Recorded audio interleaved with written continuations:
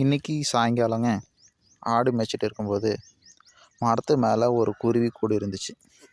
சரி, அது என்ன குருவின்னு பார்க்கும்போது தான் தெரிஞ்சது அது பேர் புழுதி குருவி. ஏன்னா அந்த குருவி வந்து மண் கலர்லேயே இருக்கும். அதனால் புழுதி மண் எப்படி இருக்குமோ அதே கலரில் இருக்கும். அதனால் அது பேர் புழுதி குருவி. அந்த நேரத்தில் இருக்கனால புழுதி குருவி. அதனால் மேலே ஏறி கூட்டில் முட்டை இருக்கான்னு பார்க்கலான்னு பார்த்தேங்க. முட்டை இருந்துச்சு.